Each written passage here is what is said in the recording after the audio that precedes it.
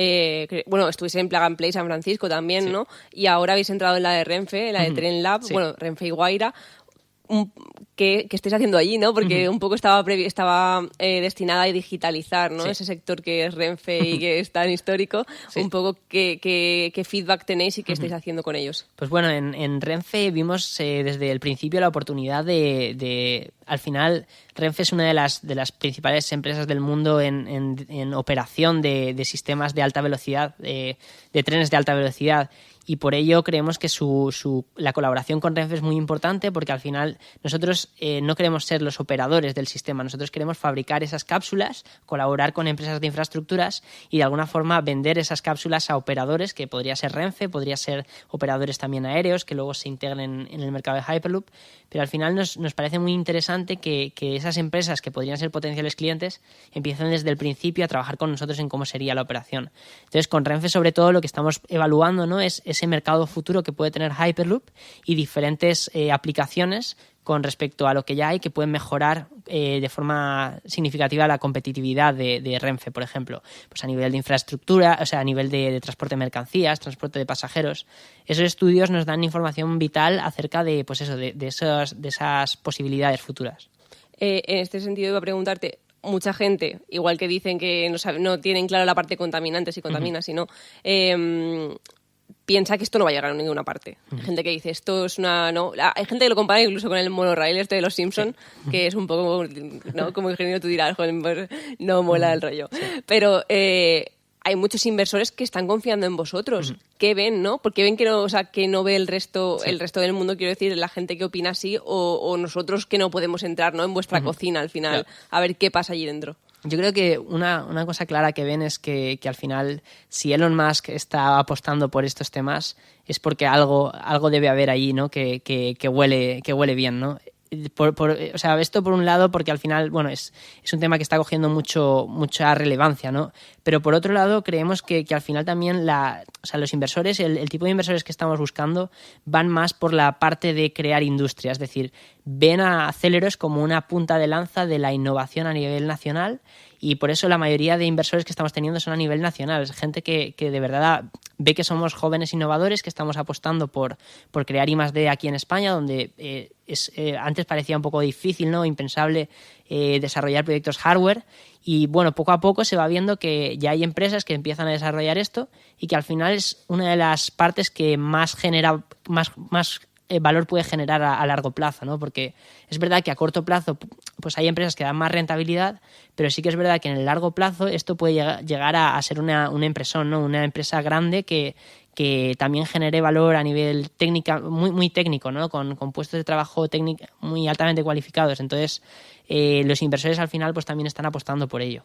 Porque al final es evidente que, quien tiene que confiar en toda esta infraestructura son los gobiernos, ¿no?, por lo que estábamos hablando, porque al final vosotros sois los proveedores del modelo, del material, pero claro, tiene que haber una infraestructura que tiene que haber una confianza total por parte de los gobiernos. Exacto, sí. No tiene ningún sentido. Claro, ¿no? por ello es muy importante las primeras fases de demostración, porque al final es lo que nos determina, ¿no?, un poco el éxito del proyecto. Si logras demostrar que esto puedes hacerlo con unos costes muy similares a la alta velocidad, pero para mayores distancias, y con un consumo, con cero emisiones directas, que en comparación con los aviones pues sería claramente una ventaja, y con el consumo más reducido que los aviones, esto al final podría ser una alternativa a los aviones de medias distancias, ¿no? No a los transatlánticos, porque los transatlánticos ya son muy eficientes para hacer trayectos muy largos, pero para trayectos de medias distancias sería muy interesante. Entonces, ahí nosotros lo que creemos es que la prueba de Sagunto es vital para demostrar esto y que la gente comience a confiar ya en esta industria española. De hecho, os marcáis fechas que son 2024, si no recuerdo mal, mercancías, y 2027 pasajeros.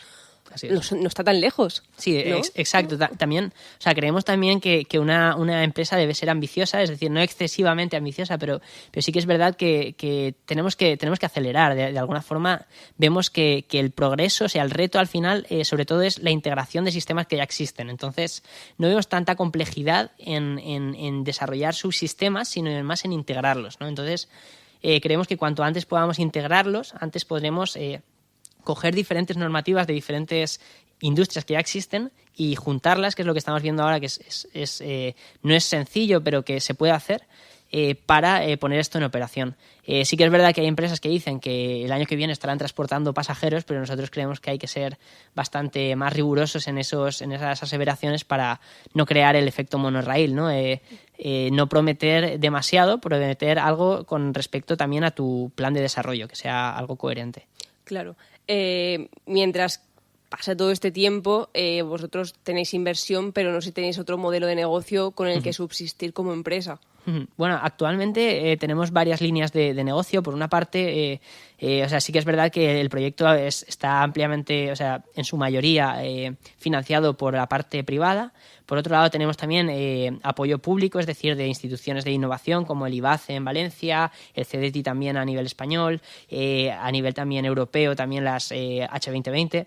Pero si bien también es importante también tener otras formas de financiación, por eso también estamos aplicando nuestra tecnología, sobre todo en las ramas más complejas, por ejemplo el magnetismo, donde tenemos ya mucho conocimiento en ese aspecto, a otras industrias que pueden ser, por ejemplo, muy diferentes, por ejemplo, transporte vertical, ascensores, transporte también dentro de puertos, por ejemplo. Entonces, al final, esas aplicaciones nos ayudan a tener otra vía de financiación, y otra de las vías también es el estudio de viabilidad con gobiernos. Es decir, también estamos viendo con gobiernos de hacer estudios de viabilidad conjuntos, y ahí también pues es un ingreso adicional que podríamos tener para de alguna forma reducir esa carga a nivel de desarrollo. Aunque si bien es cierto que también hay muchas empresas que tienen un periodo de desarrollo, como por ejemplo en las medicinas, donde el periodo de desarrollo es amplio, y también es importante ver el tipo de inversor al que quieres ir. Es decir,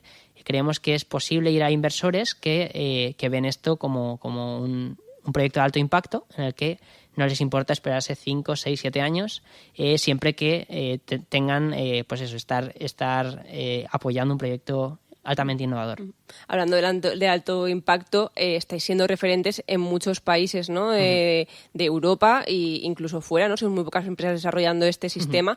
De hecho, habéis ganado recientemente un premio. Sí, exacto. Un premio más, porque ya tenéis varios. Sí, bueno, la verdad es que a nivel de innovación sí que intentamos también presentarnos a los premios, porque es la forma que nos sirve a nosotros también para tener un impacto global, ¿no? Gracias a los premios, de alguna forma, podemos ir a diversas partes del mundo y visitar esos ecosistemas. Por ejemplo, hace poco estuvimos en Omán, donde ganamos el premio IRU, que fue un premio bastante importante y nos permitió también hablar con las instituciones allí en Omán. Por otro lado, ahora recientemente hemos conseguido un premio donde nos vamos a China. Estaremos, es un premio que se llama Green Tech, y iremos a China durante 3 días también a presentar en diferentes partes, sobre todo en Shanghai, la iniciativa. Al final, un poco el objetivo es conseguir estar en diferentes puntos del planeta y entender las necesidades de cada país. Y, por ejemplo, en el caso de China, pues es un mercado muy potente en el que Hyperloop podría ser perfectamente viable, porque son grandes núcleos de población separados con mucha distancia, ¿no? Entonces, al final es importante tener la mente global, siempre pues teniendo claras tus raíces, ¿no? Y dónde estás, y aportando también valor aquí. De hecho, un día señalabas que España es el segundo país con más infraestructura de alta velocidad. Esto nos hace un poco idóneos, ¿no? Para ser este lugar de pruebas, de industria, Sí. Un poco como, no sé si la industria ha recibido positivamente este proyecto. Exacto, ahí nosotros estuvimos analizando un poco el ecosistema español, y es muy curioso porque muy poca gente lo sabe, ¿no?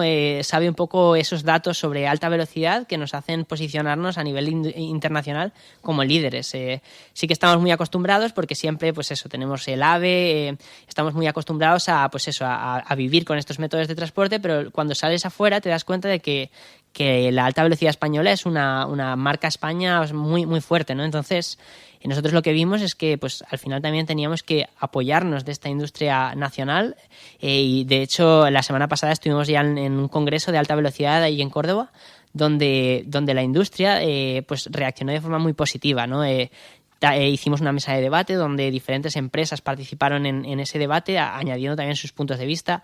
La comunidad científica también se sumó con las universidades, la Universidad Politécnica de Madrid, y al final un poco lo que se trata es de expandir los límites de la alta velocidad. Es decir, creemos que se ha hecho mucho en alta velocidad y se pueden aplicar muchas cosas de la alta velocidad a estos sistemas. Por ejemplo, el sistema de comunicación que ahora se utiliza, el RTMS, es decir, es un sistema que han conseguido desarrollarlo a nivel europeo con todos los trenes. Bueno, se está implementando ahora. Pues creemos que es una base para lo que luego podría ser el sistema de comunicación de Hyperloop. Ya hemos acabado con esta fase técnica. Vamos a hablar un poco de vuestra visión emprendedora, ¿no? ¿Qué dificultades os habéis encontrado en todo este camino de emprender en algo tan difícil como es crear un nuevo sistema de transporte?